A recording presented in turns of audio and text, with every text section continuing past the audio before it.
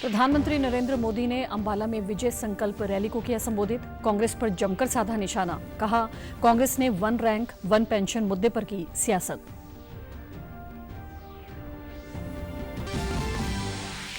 लोकसभा चुनाव प्रचार जोरों पर। कांग्रेस नेता भूपिंदर सिंह हुड्डा ने पलवल में और पंजाब के मुख्यमंत्री भगवंत मान ने कैथल में किया प्रचार। भाजपा सरकार पर साधा निशाना।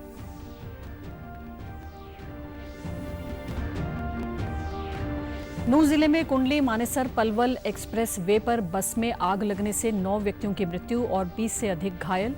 मुख्यमंत्री ने हादसे पर दुख व्यक्त करते हुए घटना की जांच के दिए आदेश। और प्रदेश के स्कूलों में 1 जून से 30 जून तक गर्मियों की छुट्टियों की घोषणा। भीषण गर्मी के चलते आज से 31 मई तक स्कूलों के समय में किया गया बदलाव।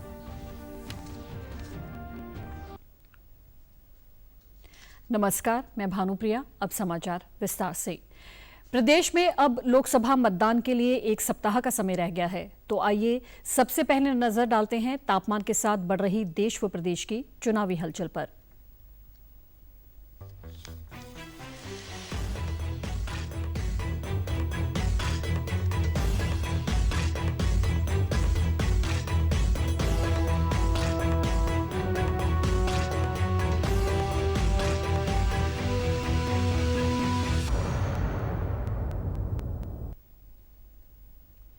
प्रधानमंत्री नरेंद्र मोदी ने आज अंबाला में विजय संकल्प रैली को संबोधित करते हुए कहा कि हरियाणा का मतलब है हिम्मत और हौसला। प्रधानमंत्री अंबाला में भाजपा प्रत्याशी बंतो कटारिया के पक्ष में चुनाव प्रचार करने के लिए पहुंचे। इस अवसर पर मुख्यमंत्री नायब सिंह सैनी, पूर्व मुख्यमंत्री मनोहर लाल सहित अन्य भाजपा नेता और कई लोकसभा प्रत्याशी भी उपस्थित रहे। प्रधानमंत्री ने भारी जनसभा को संबोधित करते हुए कहा कि उन्होंने प्रधानमंत्री बनते ही सैनिकों, किसानों के साथ साथ सभी के हक के लिए निर्णय लिए हैं। उन्होंने कहा कि वे विकसित भारत का संकल्प लेकर निकले हैं। सैनिकों को वन रैंक वन पेंशन देने का काम किया। पहले हमारे सैनिकों के पास जूते और बुलेट प्रूफ जैकेट नहीं मिलते थे। उन्होंने कहा कि कांग्रेस के समय घोटालों का बोलबाला था, पर अब भारत की सेनाओं को आत्मनिर्भर बनाने का कार्य किया गया है। वह सेना को मेड इन इंडिया के हथियार मिल रहे हैं। सेनाओं को आत्मनिर्भर बनाने का अभियान शुरू किया। आज सेना को मेड इन इंडिया हथियार मिल रहे हैं। जो भारत कभी दूसरे देशों से हथियार मंगाता था, वो अब दूसरे देशों को हथियार बेच रहा है। गांव-गांव पूर्व सैनिक परिवारों को बताइए कि कांग्रेस कैसा झूठ बोलती है। उन्होंने 500 करोड़ रखा था। हमारी सरकार ने जब ओआरओपी दिया तो कितना खर्च हुआ पता है? उन्होंने 500 करोड़ का खेल खेला था। हमने वन रैंक वन पेंशन दिया तो अब तक 1,20,000 करोड़ रुपए, उससे भी ज्यादा मोदी हर सैनिक की परिवार को पहुंचा चुका है।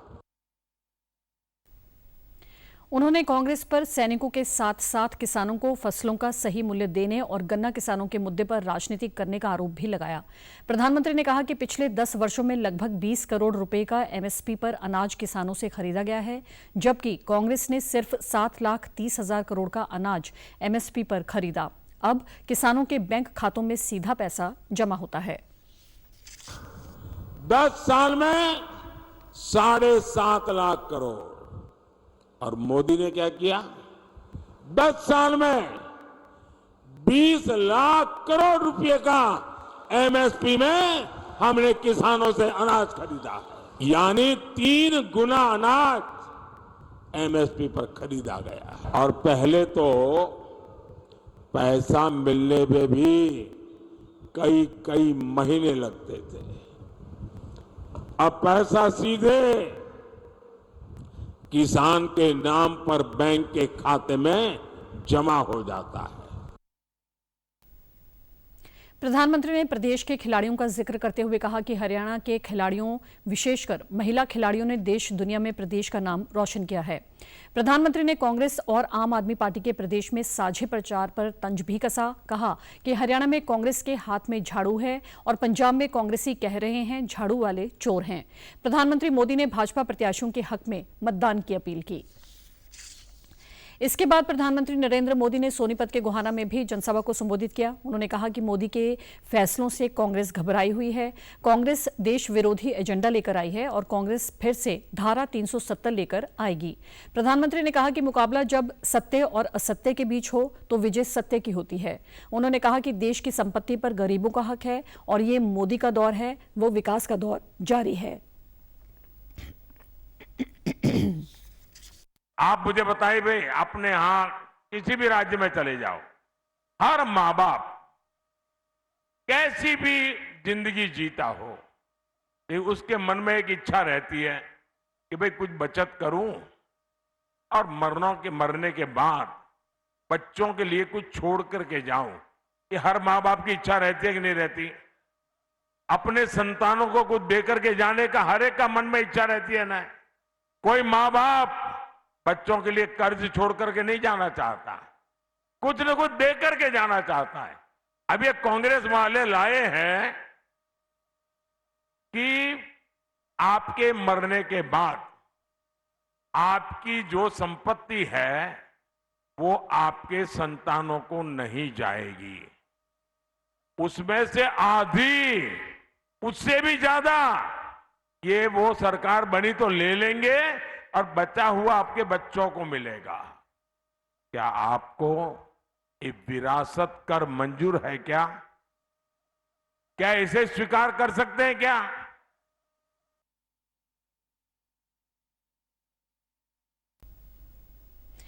मुख्य निर्वाचन अधिकारी अनुराग अग्रवाल ने कहा है कि प्रदेश में सर्विस वोटर की संख्या 1,11,058 है। सर्विस वोटर से प्राप्त पोस्टल बैलेट की गणना ईवीएम से पहले की जानी है, इसलिए मतगणना केंद्रों पर अधिकारी स्कैनर्स की प्राप्त संख्या में उपलब्धता सुनिश्चित कर लें। उन्होंने बताया कि मतगणना में पोस्टल बैलेट एक महत्वपूर्ण दस्तावेज है। इसके तहत सर्विस वोटर मतगणना ड्यूटी पर तैनात मतदाता व अन्य कर्मचारी तथा गैर हाजिर मतदाता की गणना की जाती है, इसलिए अलग से नोडल अधिकारी नियुक्त करें। अनुराग अग्रवाल ने बताया कि गर्मी के मौसम को देखते हुए प्रदेश में 25 मई को मतदान के दिन मतदान केंद्रों पर विशेष प्रबंध किए जाएंगे। हीट वेव से बचाव हेतु और छाया के लिए टेंट, पंखे, पीने के ठंडे पानी सहित मूलभूत सुविधाएं सुनिश्चित की जाएंगी। इसके अलावा मतदाताओं को क्यू मैनेजमेंट ऐप से भी बीएलओ जानकारी देगा कि मतदान के लिए कितने लोग लाइन में हैं, ताकि एक समय बहुत अधिक भीड़ मतदान केंद्र पर न हो और मतदाता को अपना वोट डालने के लिए लंबा इंतजार न करना पड़े। उन्होंने सभी मतदाताओं से अपील की है कि 25 मई को वोट अवश्य करें। मुख्यमंत्री नायब सिंह सैनी ने आज करनाल में एक जनसभा के दौरान कहा कि जनता के आशीर्वाद से इस बार भाजपा भारी बहुमत से केंद्र में सरकार बनाएगी। नरेंद्र मोदी ने इस देश को आगे बढ़ाने का काम बड़ी मजबूती से किया है। देश तीसरी अर्थव्यवस्था बनने की ओर अग्रसर है। केंद्र व प्रदेश सरकार ने लोगों के कल्याण के लिए अनेक जनहितैषी योजनाओं को शुरू किया है। जेजेपी के 2 विधायकों द्वारा भाजपा के समर्थन में प्रचार करने के सवाल पर नायब सैनी ने कहा कि आज जेजेपी ही नहीं, कांग्रेस के भी अनेक नेता, कार्यकर्ता और विधायक नरेंद्र मोदी की नीतियों से प्रभावित हैं। एक अन्य सवाल के जवाब में मुख्यमंत्री ने कहा कि भूपेंद्र सिंह हुड्डा हर समय झूठ बोलते हैं। इस बार भी हरियाणा में लोकसभा की सभी सीटों पर कमल का फूल खिलेगा और कांग्रेस पार्टी का सूपड़ा साफ हो जाएगा।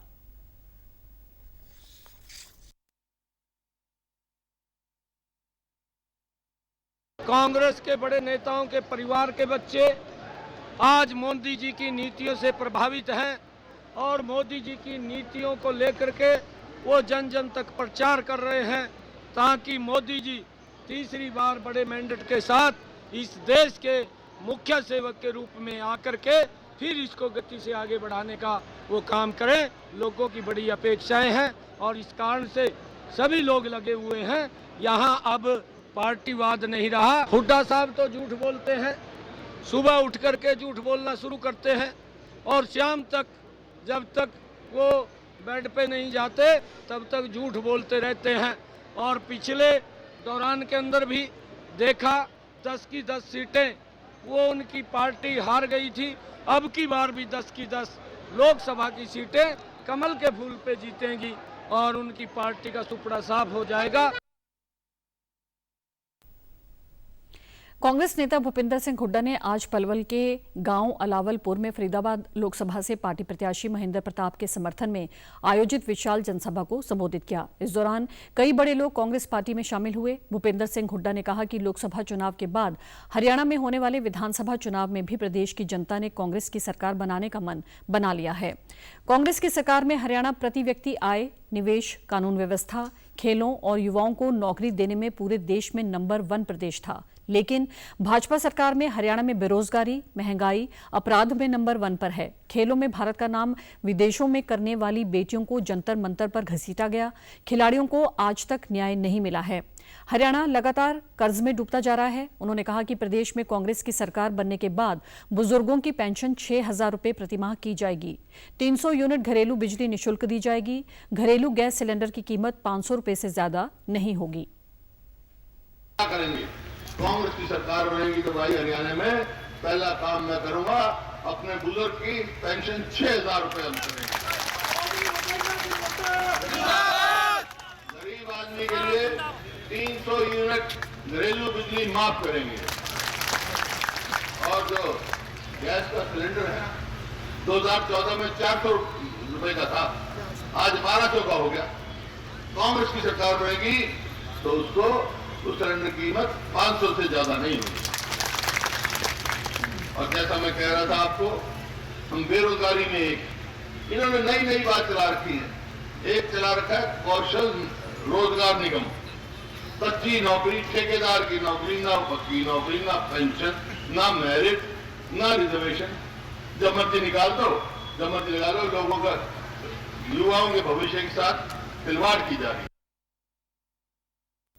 कांग्रेस के प्रदेश अध्यक्ष उदय भान ने कहा कि भाजपा देश को विभाजित करने का काम कर रही है। भाजपा झूठ बोलकर लोगों को गुमराह कर रही है। उन्होंने कहा कि कांग्रेस के घोषणा पत्र में राष्ट्रपिता महात्मा गांधी के सपने नजर आएंगे। कांग्रेस संविधान और लोकतंत्र को बचाना चाहती है। अगर आपको नजर आएगा तो राष्ट्रपिता महात्मा गांधी के सपने आपको नजर आएंगे। अगर आपको नजर आएगा तो राष्ट्रपिता महात्मा गांधी के साथ साथ कांग्रेस के घोषणा पत्र में पंडित जवाहरलाल नेहरू की आपको सोच नजर आएगी। इस घोषणा पत्र में बाबा साहब डॉक्टर भीमराव अंबेडकर, जिन्होंने सभी इस देश के लोगों को एकजुट करके एक सूत्र में पिरो करके जो भारत का संविधान 2 साल 11 महीने 18 दिन लगा करके दिया है, जिसमें सभी को समान अधिकार दिए, बाबा साहब के सपनों का संविधान आपको नजर आएगा। पंजाब के मुख्यमंत्री भगवंत मान आज कुरुक्षेत्र लोकसभा से इंडिया गठबंधन के उम्मीदवार डॉक्टर सुशील गुप्ता के चुनाव प्रचार के लिए कैथल पहुंचे। एक चुनावी जनसभा को संबोधित करते हुए भगवंत मान ने कहा कि लोकसभा का ये चुनाव अब आम चुनाव नहीं है। हमारा देश इस समय एक खतरनाक मोड़ पर खड़ा है, इसलिए संविधान को बचाने के लिए आप सब को आगे आना होगा। यह लोकतंत्र और संविधान को बचाने की लड़ाई है। पंजाब वाले तो भाई मन बना के काम करते हैं। इस बार आप भी बदल दो, इस बार पलटी मारो, इनको बता दो कि हमने कोई ठेका नहीं ले रखा, हमने कोई रजिस्ट्री नहीं करवा रखी कि वोट आप ही को डालना है। जो देश को बेच रहा है, जो देश के लोकतंत्र को बहुत बड़ा खतरा बन चुका है, उनको हराओ। देश बचेगा तो पार्टियां बचेंगी, तो लोकतंत्र बचेगा। वरना लोकतंत्र का क्या करोगे जब इलेक्शन नहीं करवाने, इलेक्शन करवाने बंद कर देगा ये। तो इसलिए मैं आपके पास आया हूं। आज पूरा दिन मैं हरियाणा के कुरुक्षेत्र विधानसभा में, और जहां जहां भी आपकी दोस्तियां हैं, रिश्तेदारियां हैं, इंडिया गठबंधन का, जहां भी पूरे देश में इंडिया गठबंधन का कोई बंदा उम्मीदवार खड़ा है, उनको जिताने के लिए बोलो, जहां जहां आपका चलता है। कुरुक्षेत्र लोकसभा के उम्मीदवार डॉक्टर सुशील गुप्ता ने कहा कि भाजपा के नेता लोगों को गुमराह करके वोट लेना चाहते हैं, लेकिन आप उनके बहकावे में न आए। जनता पार्टी लगातार हार की तरफ जा रही है और यही कारण है कि आज हरियाणा सरकार भी डगमगा गई। इनके साथ वाले एमएलए इनका साथ छोड़ते जा रहे हैं। हरियाणा के अंदर और पूरे देश के अंदर किसानों के साथ जितना अत्याचार भारतीय जनता पार्टी में क्या आज तक कभी हुआ नहीं। 750 किसानों की शहादत के बाद भी प्रधानमंत्री झूठा वायदा कर गए। करनाल लोकसभा सीट से भाजपा उम्मीदवार मनोहर लाल ने आज करनाल में हरियाणा सिख गुरुद्वारा प्रबंधन कमेटी द्वारा आयोजित कार्यक्रम में जनसभा को संबोधित किया। इस मौके पर उन्होंने कहा कि पीएम नरेंद्र मोदी को मजबूत बनाने और देश के विकास के लिए भाजपा को वोट दें। उन्होंने कहा कि सिख इस देश की सिरमौर कौम है। इस कौम का बलिदान और शहीदों का इतिहास रहा है। जब भी देश और समाज पर कोई संकट आया है तो सिख समाज हमेशा सीना तान कर खड़ा रहा है। आज सिख समाज ने अपना पूरा समर्थन, करनाल जिले के सब लोग हैं, बाहर से भी आए हुए हैं।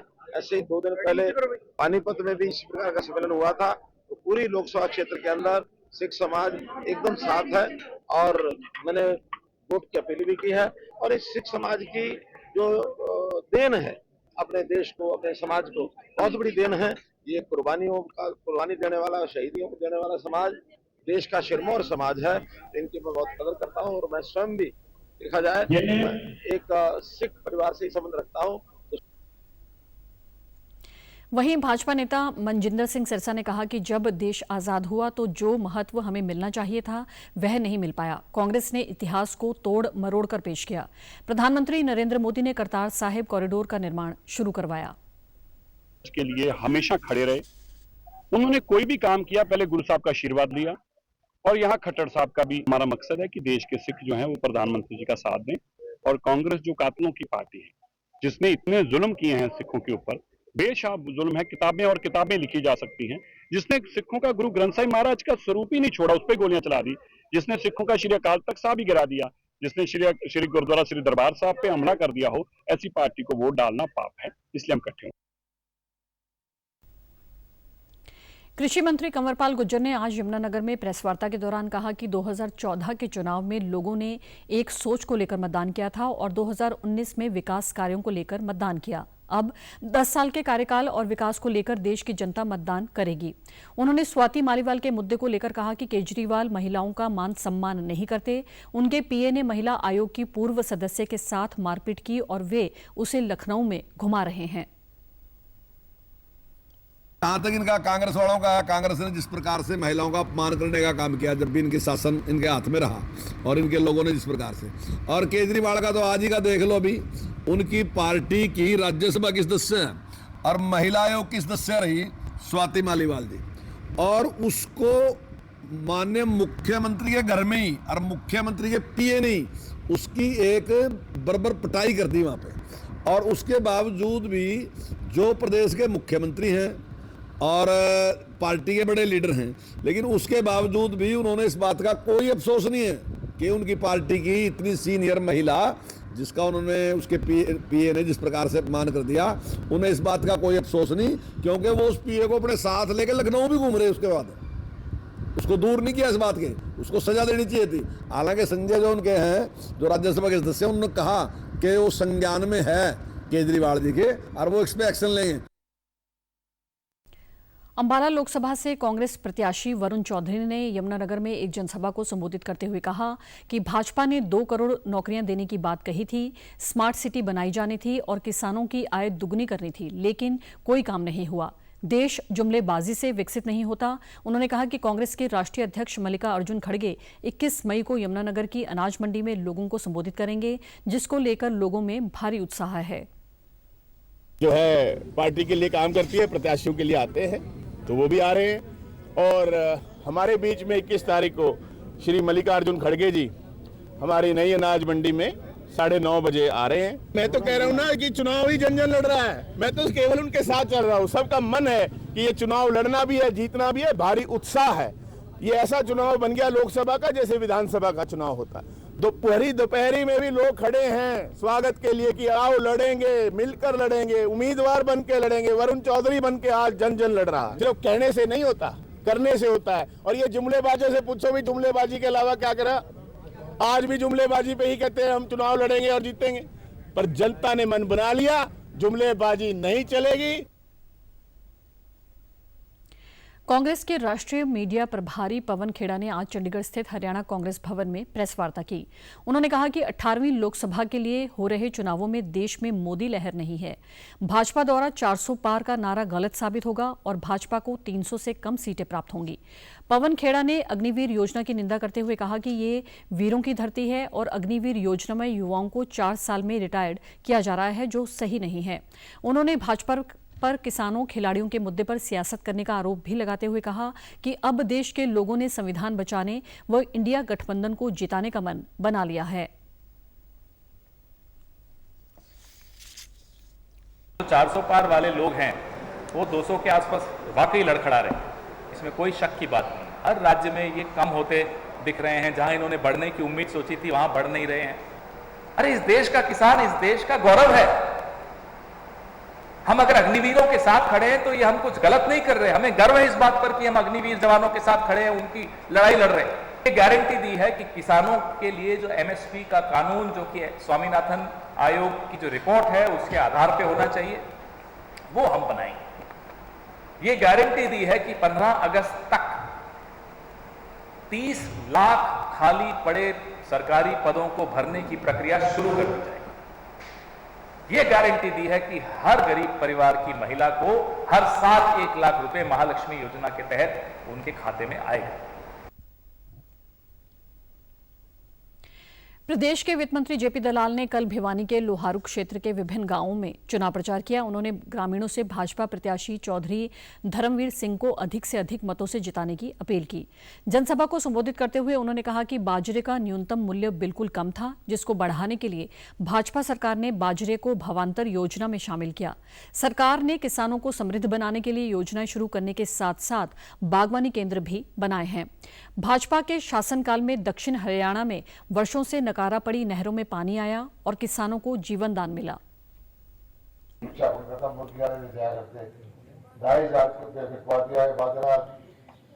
भारत के विदेशा के राष्ट्रपति उनको बिस्कुट बना के खुआ है। सर समझो हमारी 2200-2400 व्यक्ति थी, वो भाव बढ़ाया। यहाँ जो छोटे छोटे देखो कितने नेट हाउस, पोली हाउस बनाए, बड़े बड़े सेंटर जो है गिगनाऊ का है, करकड़ी का है, ये बनवाए।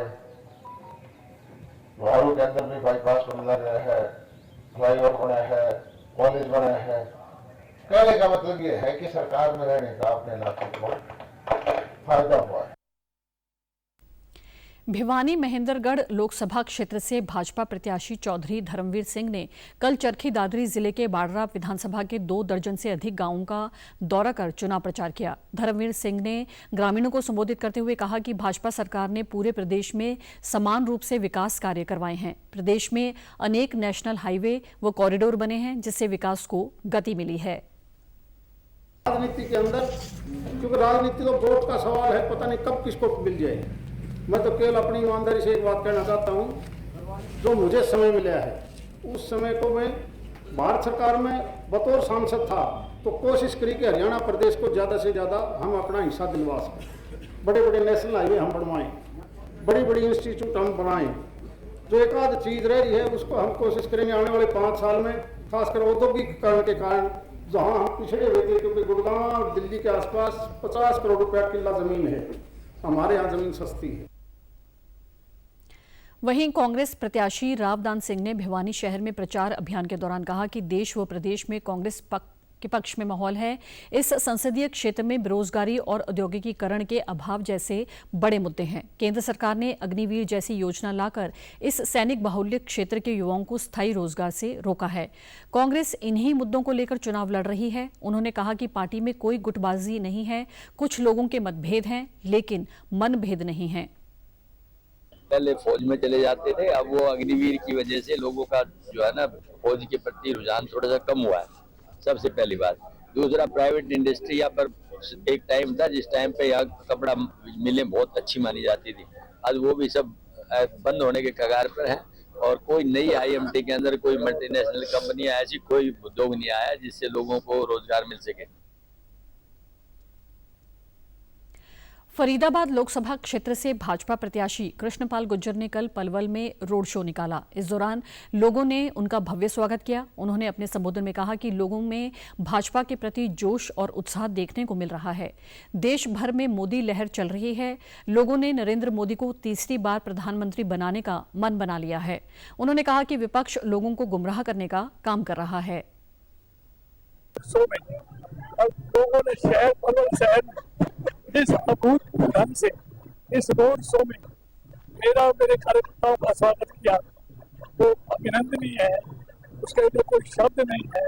इतने सभाएं करो, अब तो खेल हो लिया, मोदी प्रधानमंत्री बन लिया, कुछ नहीं होने वाला। कांग्रेस प्रत्याशी महेंद्र प्रताप ने पलवल जिले के गांव फुलवाड़ी में जनसभा को संबोधित करते हुए कहा कि भाजपा सरकार में महंगाई लगातार बढ़ी है, जबकि कांग्रेस के राज में हर व्यक्ति के पास रोजगार के साधन थे। देश का हर नागरिक खुशहाल था। उन्होंने कहा कि भाजपा ईडी और सीबीआई का दुरुपयोग कर विपक्ष को दबाने का काम कर रही है। कि घोषणा नहीं है, अघोषित जो इमरजेंसी के समान है। ऐतिहासिक में इसलिए कह रहा था कि जो एजेंसी हमारी सत्ता के माध्यम से जिसका इस्तेमाल हो रहा है, चाहे ईडी है चाहे सीबीआई है, पूरी तरह से विपक्ष और विरोधियों को दबाने का काम कर रही है। महंगाई की बात नहीं करते, जवानों की रोजगार की बात नहीं करते। 2.5 करोड़ के रोजगार की बात की थी इन लोगों ने। हम पूछे। वहीं इनेलो लोकसभा प्रत्याशी सुनील तेवतिया ने कहा कि भाजपा के शासन में भ्रष्टाचार फैला हुआ है। भाजपा सरकार ने युवाओं को रोजगार नहीं दिया। देश व प्रदेश में बेरोजगारी लगातार बढ़ रही है।